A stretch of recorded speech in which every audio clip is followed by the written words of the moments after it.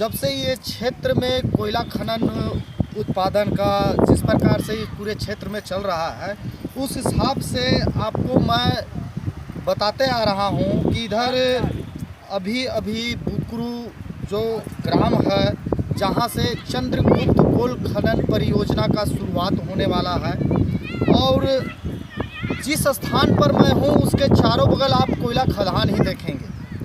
आपको जानकारी के लिए बता दूं कि अगर मेरे आप लेफ्ट हैंड में देखें तो इधर आम्रपाली, मगध और उड़सू में भी जो है सो चंद्रगुप्त कोल खनन परियोजना पड़ती है, क्योंकि ये दो जिलों में विभक्त है। दो जिले में आते हैं, एक हजारीबाग जिला पड़ रहा है ये चंद्रगुप्त कोल खनन परियोजना, और एक दूसरा जो जिला है वो चतरा जिला में पड़ रहा है। और चतरा जिला का जो क्षेत्रफल है वो उड़सू क्षेत्रफल में आ रहा है।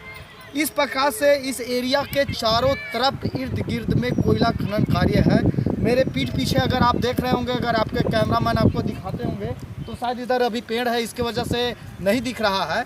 और यहाँ पर मात्र 2 किलोमीटर के अंतराल में, बुकरू से मात्र 2 किलोमीटर के अंतराल में एनटीपीसी का 3 बड़े बड़े चिमनी का मतलब बिजली उत्पादन करने के लिए यहाँ पर प्लांट लग चुके हैं। पावर प्लांट जो इस क्षेत्र का सबसे या इंडिया का सबसे बड़ा पावर प्लांट प्रोजेक्ट यहाँ पर निर्माण किया गया है।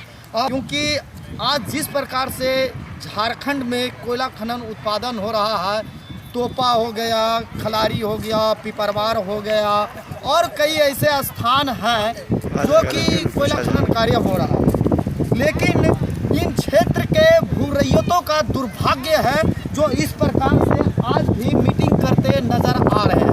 कारण और समस्या सिर्फ यही है कि हो ना हो कहीं ना कहीं भूरैयतों के दिल में या मन में या किसी प्रकार के भय की आशंका होती है, उसके बावजूद ही ऐसे नज़ारे देखने को मिलते हैं। इसी प्रकार से बुकरू क्षेत्र में आज यहाँ पर कई बार से इस भूरैयतों के द्वारा मीटिंग किया जा रहा है और मांग किया जा रहा है कि हमें एक मुश्त पूरी की पूरी जो राशि है, भुगतान राशि है, विस्थापित राशि है, पेड़, कुआं, तालाब, मकान का जो भी राशि आएगा वो पूरी की पूरी हमको एक मुश्त चाहिए। क्योंकि कहीं ना कहीं डर है इनको कि अधिकारी मिलके हमारे ज़मीन का सौदा कर दे या कोई बिचौलिया हमारे ज़मीन के साथ सौदा कर दे।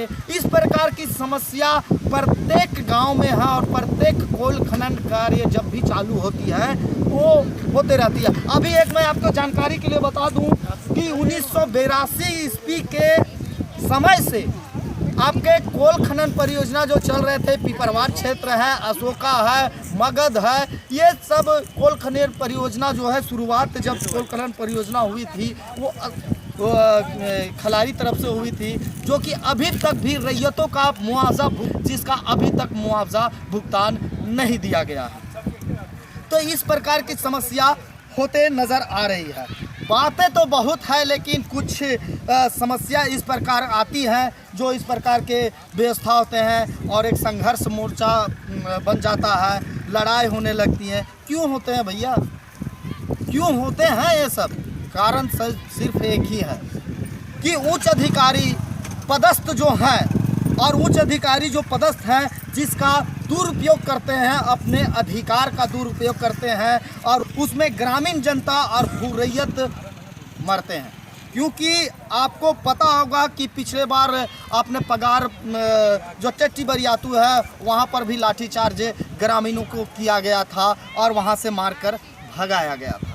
तो ये सब बातें हैं इनके जहन में आ रही है। आप पूरा ग्राउंड आप देख सकते हैं। अभी मैं बुकरू के स्थित हूँ, आप ये पूरा ग्राउंड आपको मैं दिखाना चाहूँगा कि इस प्रकार से जो यहाँ पर है ये बुकरू क्षेत्र है, और यहीं की जनता जो रैयत है यहीं पर मीटिंग कर रही है। और पिछले बार मैंने तो ये भी अंदाज़ा नहीं लगाया था कि ऐसा हमको दृश्य देखने को मिलेगा, क्योंकि पिछले बार 3 बार से मैं इनके मीटिंग में मैं आ रहा हूँ, मुझे बुलाया जा रहा है और मैं इस मीटिंग में शामिल हो रहा हूं, देख रहा हूं इनका। लेकिन लगातार जिस प्रकार से इनकी संख्या बढ़ते जा रही है, कहीं ना कहीं ये सीसीएल के लिए और उच्च अधिकारियों के लिए आफत साबित हो सकते हैं। यहाँ कुछ और मैं आपको एक जानकारी दूं, क्योंकि ये बुकरू एक ऐसा क्षेत्र है जहां पर 80% ज़मीन जो है वो जीएम के लैंड है, गरमजरुआ है, जिसमें कुछ अभी एसी साहब से मिल के आए थे संतोष नायक जी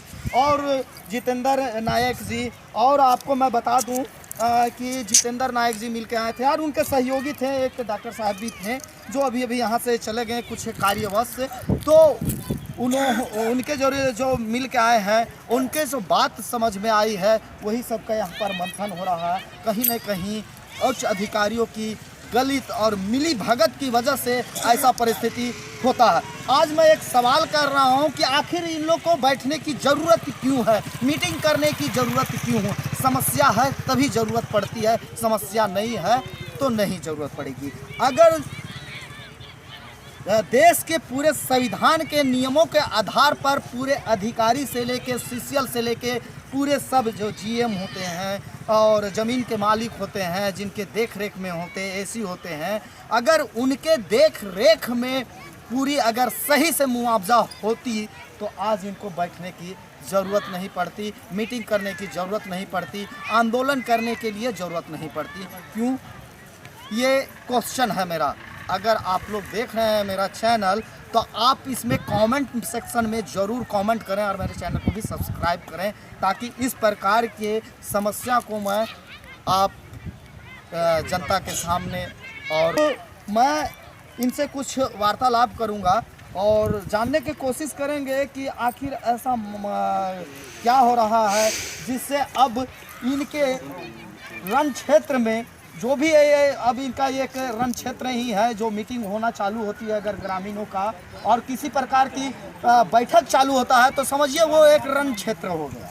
रण क्षेत्र वही होता है जहां पर समस्या पैदा होता है। तो यहाँ पर पिछले बार 2 बार मैंने मीटिंग देखा, 2 बार से सिर्फ पुरुष लोगों का ही मीटिंग चल रहा था, लेकिन इस बार जो इसमें भाग लेते हुए दिख रहे हैं आपको सामने, देखिए महिला भी इस भाग ले रही हैं। और ये क्षेत्र में जो है सो कोयला खनन कार्य और ये होता है और यहाँ पर क्योंकि इनको भी भनक लग चुका है कि हमारे साथ कुछ न कुछ गलत होगा, हमारे घर परिवार जिसमें लड़ाई लड़ रहे हैं, इनकी सहभागिता बहुत ज़्यादा अहमियत रखती है। तो आज मैं इनसे पहले या सबसे पहले मैं यहाँ पर एक महिला है उनसे मैं वार्तालाप करूँगा। क्या परेशानी है आपके यहाँ? चंद्रगुप्त कोल खनन परियोजना जो है चालू होने वाली है, जो देश के विकास के लिए भी एक होता है, तो इसमें आपका क्या कहना, क्या राय है? क्योंकि आप यहाँ पर मीटिंग कर रहे हैं तो और इस क्षेत्र में जहाँ पर है वो कोल खनन परियोजना होने वाली है, क्या कहना चाहेंगे? उधर खड़ा हूँ उनके लोग आगे से।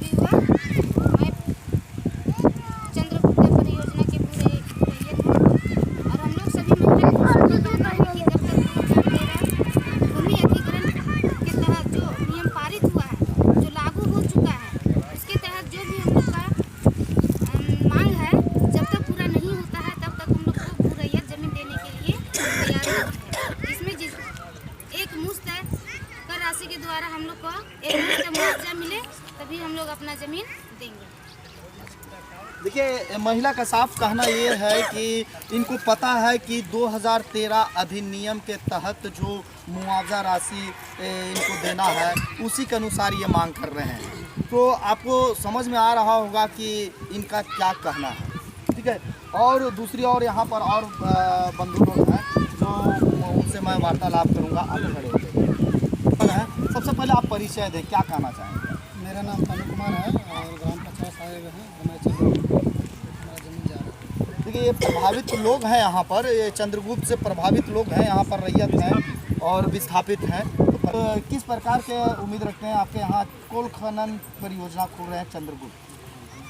हमारे यहाँ चंद्रगुप्त कंपनी अगर आती है तो हम लोग यही चाहते हैं, पूरा ग्रामीण चाहते हैं, पूरा भूरैयत चाहते हैं कि हमारे यहाँ जो 2013 का नियम है उस नियम के आधार पर हमें लाभ मिले। क्या आप लोगों को यहाँ पर जैसे चंद्रगुप्त कोल खनन परियोजना को शुरुआत होने से पहले इंफॉर्मेशन नोटिस वगैरह किसी तरह का मैंने कि नोटिस मिला है क्या पदाधिकारियों के या आधिकारिक सूचना आपको? इससे पहले हमारे यहाँ एक पगार गांव है, वहाँ पे लोग जन सुनवाई हुआ था, तो इसके बारे में हम लोगों को कोई जानकारी नहीं मिला था। आपके यहाँ बुकरू में हुआ है? नहीं, बुकरू में भी नहीं हुआ है। क्या किसी प्रकार की नोटिस हुई है कि आपका भूमि जो है, आपकी ज़मीनें जो है अधिग्रहण चल गई है चंद्रगुप्त, तो इसके लिए आपको कोई सूचना मिली है?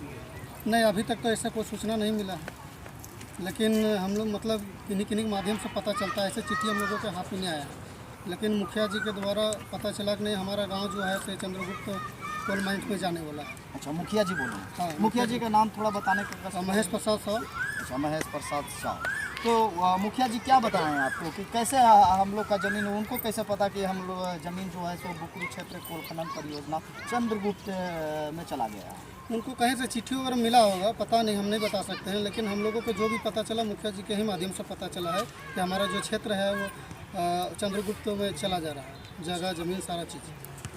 मुखिया जी हैं यहाँ पर? नहीं, अभी तो यहाँ पे नहीं है, लेकिन हम ग्रामीणों को बताना चाहते हैं अपनी ओर से कि हम जो ऐसे 2013 के रूल के ही माध्यम से ज़मीन देना चाहेंगे, और कुछ पदाधिकारी के द्वारा 2013 के बारे में कुछ बताया भी गया है कि हाँ यहाँ के जो जीएम है वो 2013 को लेकर के देना चाहते हैं, लेकिन सिर्फ 2013 में ज़मीन का ही वो मतलब चर्चा की है। इसके अतिरिक्त हमारे सिर्फ मेरे गांव में सिर्फ ज़मीन ही नहीं जा रहा, ज़मीन के साथ हमारा घर है, मकान है, कुआं है, बोरिंग है और तरह तरह का सामान है, पेड़ हैं, पौधे हैं, भेड़ है, बकरी है, गाय है, बैल है, सारा कुछ है। तो इसके बारे में भी तो चर्चा होना चाहिए।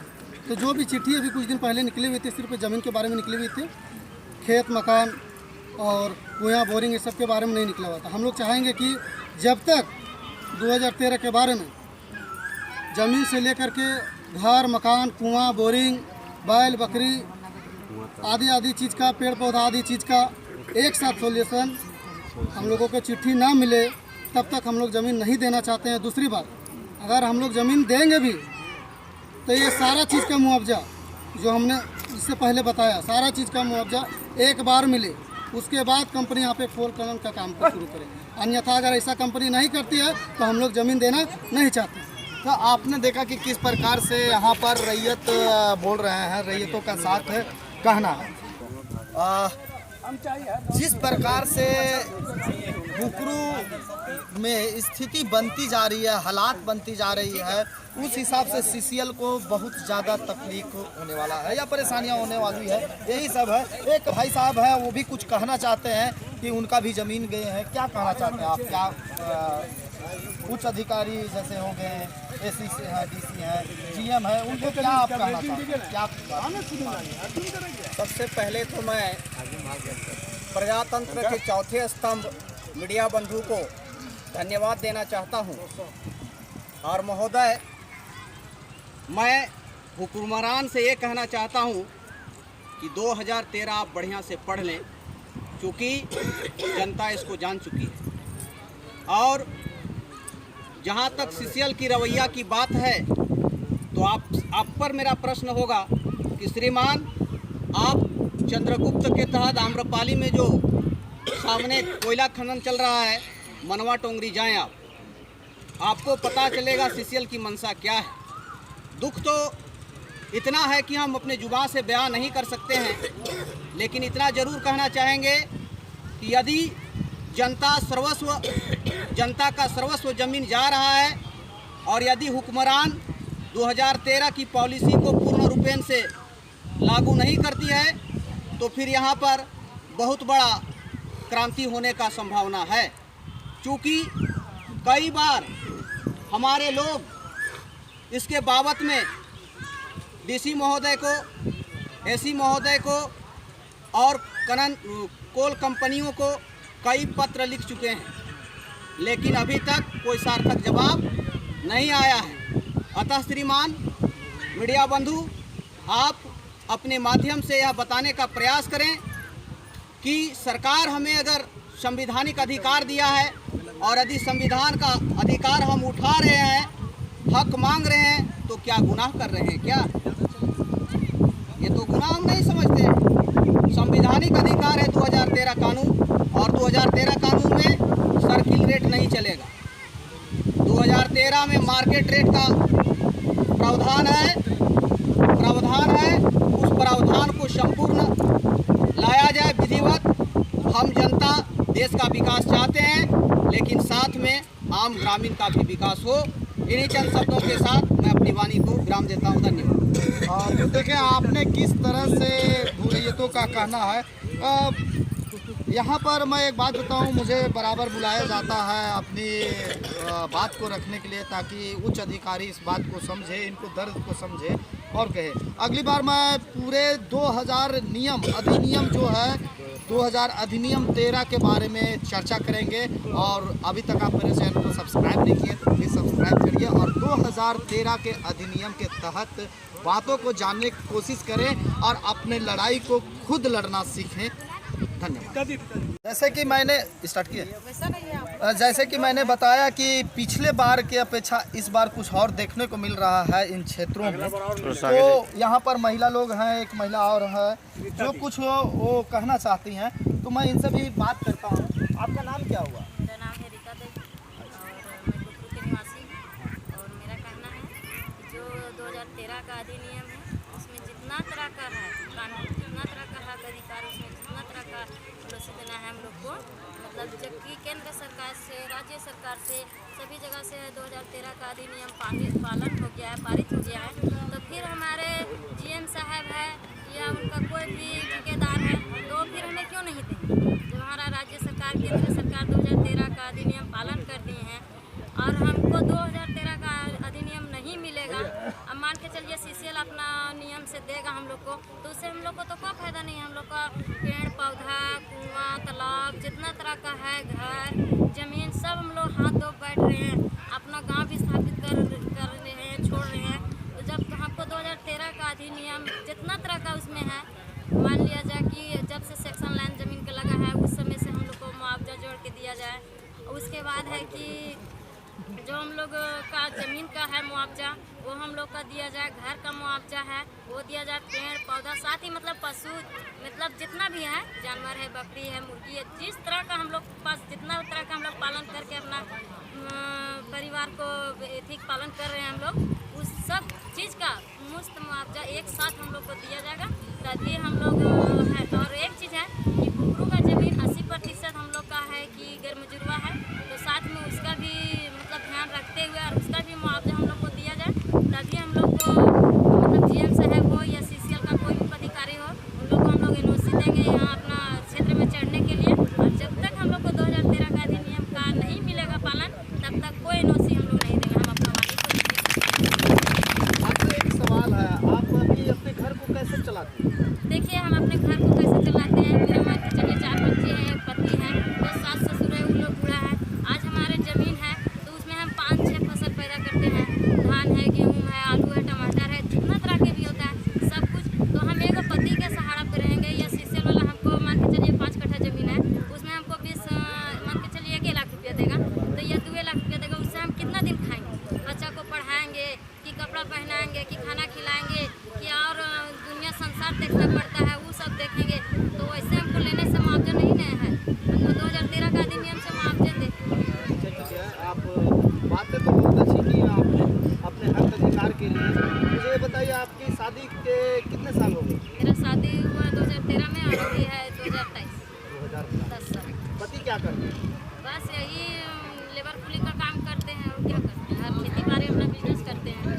अच्छा, एक चीज़ हमको बताइए, क्या आप अगर सरकार को ज़मीन दे देते हैं, ठीक है ना, और आपको सरकार से पैसा उसके बदले मिलते हैं, तो वो पैसा से आप अपने परिवार को कितना दिन चला पाएंगे? कितना दिन चला पाएंगे? मान के चलिए एक बार मुआवजा देगा, वैसा होगा तो कभी मन किया तो गाड़ी ले लिए और कुछ ले लिए, इधर उधर पैसा फंसा दिए, कुछ दिन गाड़ी चला वो भी ठोकर खाया, कहीं फंस गया, वो भी उधर मतलब कि बिगड़ गया तो उधर पड़ गया, तो वो पैसा उधर मेरा फंस गया, तो हम इधर फिर पालन कैसे करेंगे? बेरोजगार हो जाएंगे। बेरोजगार हो जाएंगे। देखिए, कहने का अर्थ ये है कि कुछ लोग कहते हैं कि नारी ही शक्ति है, तो नारी तो शक्ति होती ही है, लेकिन आपने अभी देखा होगा कि जिस प्रकार से महिला बताई है कि अगर वो कुछ पैसा दिए तो जाहिर से बात है कि हाथ में पैसा आते ही छू मंतर हो जाता है, किसी के पास ठहरता नहीं है, क्योंकि पैसा जहाँ दिखा तो घर में भाई ये चीज़ ले आओ, ये चीज़ ले आओ, चलो। उसके बाद इनकी ज़मीनें चल जाएंगी, इनके बाल बच्चे बेदखल हो जाएंगे ज़मीन से। एक तरह से ये बेदखल ही समझिए, क्योंकि ज़मीन किसी को दे देना तो भाई बेदखल ही हो गया, क्योंकि अब उसके पास कुछ रहा नहीं। अगर एक कहना जरूरी होता है कि इनके पास ज़मीन है, अगर नौकरी नहीं है तो उस ज़मीन में कोड़ खंद करके अपने बाल बच्चा को खिला पिला सकता है, लेकिन ज़मीन ही नहीं रहे तो आप खुद बेहतर समझ सकते हैं इस चीज़ को कि मैं क्या कहना चाह रहा हूँ। और अब यहाँ पर जो इस क्षेत्र के थोड़े से और इस क्या मीटिंग को जो संचालन कर रहे हैं और जिस प्रकार से यहाँ पर एकजुटता का परिचय दिख रहा है, उस हिसाब से इनसे वार्तालाप करेंगे। पहले तो आप अपना परिचय बताएं सर। जी, मेरा नाम संतोष नायक है। मैं चंद्रपुर से ले रही कंपनी का मैं विलेज का। मैं ज़्यादा कुछ मैं नहीं कहना चाहता हूँ। मीडिया के माध्यम से मैं प्रबंधक को ये चेतावनी मैं देना चाहता हूँ कि यदि 2013 एक्ट के अनुसार यदि हम सभी रैयतों को मुआवजा नहीं दिया गया तो हम लोग न्यायालय के शरण में जाएंगे। इनका मनमानी किसी हद तक पार नहीं होने का हम लोग दावा ठोके, इनका मनमानी नहीं चलने देंगे। न्यायालय के शरण में अंतिम में हम लोग का जाने का मंशा बढ़ा लिया है। जिस तरह 2013 एक्ट के अनुसार हम लोग को मुआवजा संतुष्टिजनक नहीं मिलता है एकमुश्त, तब तक हम लोग किसी प्रकार का यहाँ एक भी काम नहीं होने देंगे। यदि बाइजबरन किए तो न्यायालय शरण में लेके इनको कटघारा में चढ़ाने का काम हम तमाम रैयतों को करने का काम करेंगे। इतने तक मैं अपना बहुत धन्यवाद आपका। जिस प्रकार से यहाँ मीटिंग चल रही है और मीटिंग में ये निर्णय लिया जा रहा है कि किस प्रकार से हम इन अधिकारियों को कटघरा में खड़ा कर सकते हैं।